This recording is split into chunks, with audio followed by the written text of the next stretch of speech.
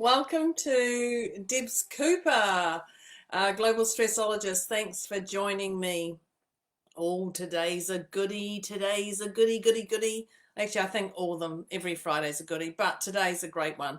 So let me know if you're on here live or if you're a replay, where you are in the world, and I would love an emoji. What do you call it? I don't know if it's an emoji, a like, a love, or a whatever. So today, how to deal with a-holes without turning into one. And I am sure you know exactly what I'm talking about. So when I talk about a-holes, the people I'm talking about are the ones who really get under your skin. You know those ones where you're gritting your teeth and your body's so tense and you can just feel it. And you have that, I reference it the white knuckle, when you've got that white knuckle and you're really like that point. And you, I was thinking about this last night actually, it's where you have flames coming out your ears and eyes. I'm sure there's a cartoon character like that when you're at that point. When you, an a-hole is someone who makes your blood boil. Now, I know that as I'm saying this, you're thinking of people who are a-holes around you without pointing the finger, clearly without pointing the finger. And someone messaged last night actually said, what about 5-year-olds? Absolutely. There's no age limit whatsoever to an a-hole. You know the ones, you know what I'm talking about. So they could be ex-partners. They could be current partners. Mind you, if you've actually got a current partner who you perceive to be an a-hole, I would suggest you seriously look at that relationship you have right here, right now, because you don't and shouldn't and never, and it's wise not to be around the a-holes. But anyway, we'll talk about that. So if your current partner is an a-hole, is it something that's permanent or is it something that just slides? So just be aware of that one. But so when I talk about this, I'm talking about a-holes, partners, ex-partners, partners, employees, employers, people in your social circle, people in your sports team, just a-holes. A-holes is probably the nicest way of saying it. So, I'm not going to say the word. So, an a-hole. When we now know the perception of what an a-hole is. So we have different reactions for different situations. And I reference it public and not public. So when I talk about public, I really reference in a restaurant. So the a-hole around could be somebody who you're sitting with. It could be somebody at another table.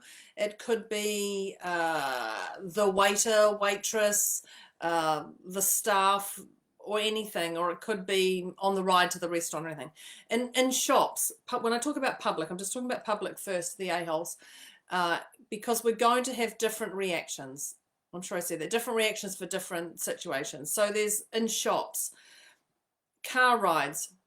And I had to giggle because when I was thinking about car rides, I was really thinking about not the people in the car with you, but actually those ones who cut you off or who drive too slow or who pass you at excessive speed or any of those things. Car rides, when you want to just do the wave and drop a few fingers down at the same time. You know the ones, the a-holes. Social media, people who put on, what really gyrates me is people who put on social media, happy, joy, I'm having a great time, look at my partner, look at my child, look at this and everything we've got, and behind the scenes it's nothing like that. Phone calls, and I don't know if people still get phone calls. This goes back to a long time when you're trying to peel the carrots and the telemarketers ring. I don't know, do they still ring at tea time? I don't know, I guess so. I don't know. So there's the type of public, and the public I'm talking about. Then when we reference, obviously the opposite to that is not public. And so when I talk about the not public reaction you're going to have is people in a home. And when I talk about people in a home, I'm talking about locked doors around you. So there's in a home, there's in person, someone who you live with, or someone who's in your home. But it also could be a not public, could be a person who's at the other end of a phone when you're having a conversation with somebody and they're at the other end of the phone, because you don't know at the other end that they have you on speaker. So that could actually be a public one. So just know there's public and not public, and when you are at home, you think it's a safe space to say and do things, but that can be recorded. It can be whatever you can be on a conversation. I remember there was a daughter to somebody who was associated with Donald Trump in America, and she recorded her parents having conversations, so much so that the woman actually left her job with Trump to focus on a family. I don't know her name, but it was quite interesting to see the whole public and not public scenario of who we are.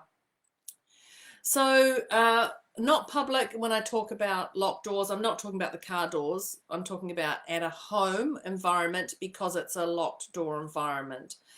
Because people can obviously pick up on your emotion when you are driving without even saying anything, the body language. So there's different reactions for different situations, public or not public. So we're clear on what public is, and we're clear on what not public is. So have you heard of Big Brother? Big Brother, I know we have in Australasia. I suspect we've got it around the world. I know it's in the UK. So Big Brother is where if you're being filmed 24/7. So if you're hiding the not public version of you, your public version will come out at an extent. So there's people who have tried to hide who they are as a, let's just label them good or bad, a good person. Then when it comes to being out and you see the whole side of Big Brother, you're actually seeing, although they do edit it, so you're not really fully seeing it, you're seeing the negative, the bad of them. And I reference good and bad just to show you the highs and lows of that. So the truth is, how do we actually deal with a-holes without turning into one? So let me give you, now I know I mentioned when we talk about an a-hole, we talked about the white knuckle. They give you that white knuckle and that locked in jaw and, that frustrated part. So when you do knuckle to knuckle with anybody, if you are the knuckle and they are the knuckle, what does it do? When you clash with two knuckles, what do you get? It draws blood and scars. So be aware, when you go knuckle to knuckle, you're going to have blood and you're going to have scars. So knuckle to knuckle equals blood and scars. So we're going to try not to do the knuckle to knuckle, even though sometimes people poke you so much that you just want to bring out your knuckle. Knuckle to knuckle will only draw blood and create scars. So you might want to understand them or not. If you put yourself in their shoes, you might be able to have an understanding of why they're actually being an a-hole. So as I'm talking about this, I'd love you to think specifically about a particular person who is an a-hole to you, or has been at one time or many times. So just think about that.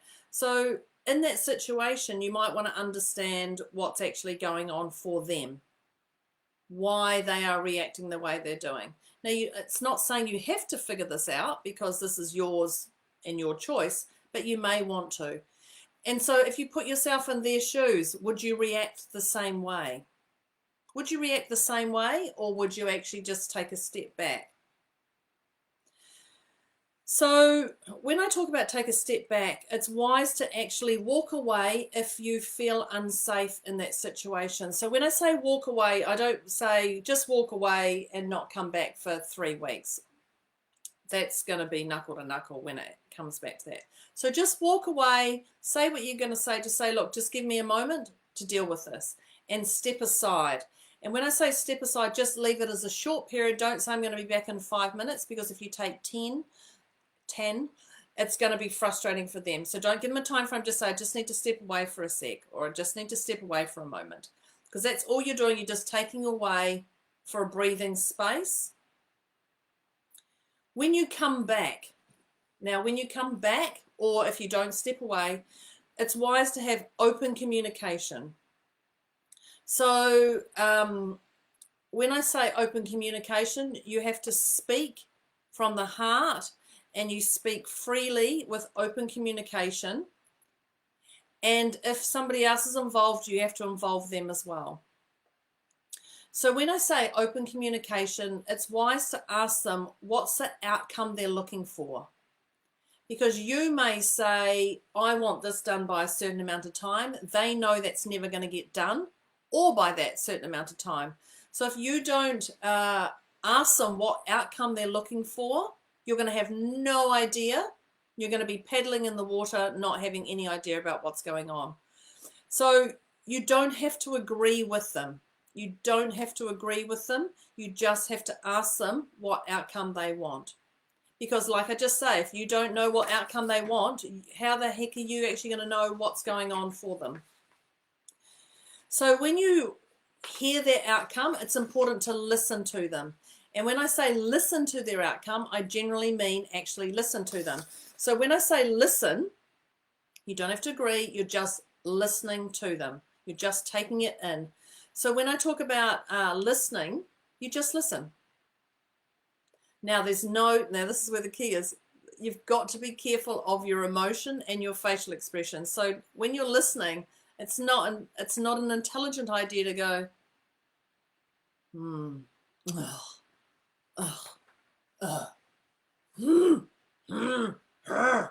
know the one, because when someone's talking about something, sometimes you just want to go, oh, fuck.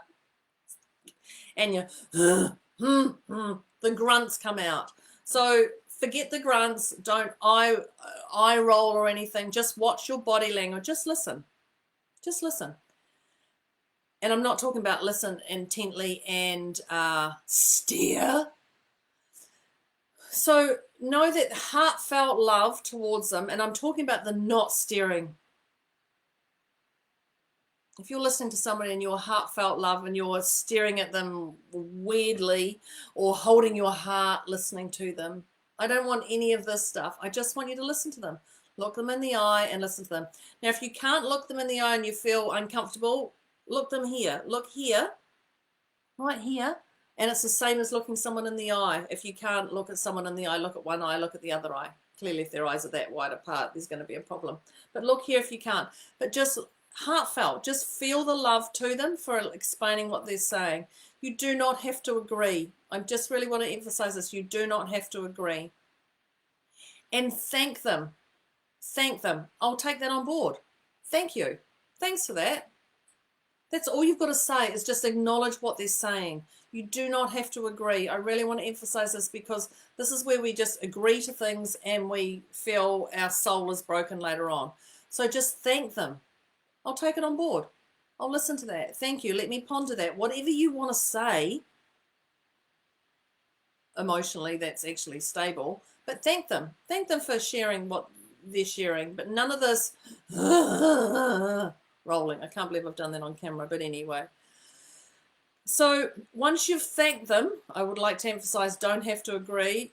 Oh, yeah, need to give a good face. Yeah, totally. Yeah, absolutely. Need to give a good face. So when you thank them, you can move your outcome or not. So if you agree or don't agree, it's your decision in the end of what you do. Okay, so you can either choose to take what they're saying on board. You can choose 100%, you can choose 80%, you can choose 70%, you can choose 50%, you can choose 20%, you can choose whatever whatever you want. But choose it or don't choose it. Take a percentage on or don't. So move your outcome or don't. It's totally up to you, and it's solely your decision in the end. It is all about your decision in the end. So that's clearly the dog being an a-hole right now. We'll deal with that one in a moment. So the other thing is, there's a secret to this, and I've kept this secret to the very, very end. The secret is actually you are an a-hole too. I am one as well. There's moments when I become an a-hole, and when you become an a-hole is when you're backed into a corner and you come out fighting, or you have a little bit of entitlement, or you're out in protector mode. Okay, so if it happens to you, Is it the same person you do it to? Is it the same action that happens? And resolve what's truly going on, because there's clearly something going on if it's the same thing that repeats it. So the key is to own it and carry on. Own it. We're all a-holes. That's all there is to it. We're all a-holes. You can't run from an a-hole. You can't run from your own a-holeness, but you can manage your emotions when they become an a-hole and when you become an a-hole. So that is me. A-hole out or not. The dog's clearly stopped, so thank you, Phoebe.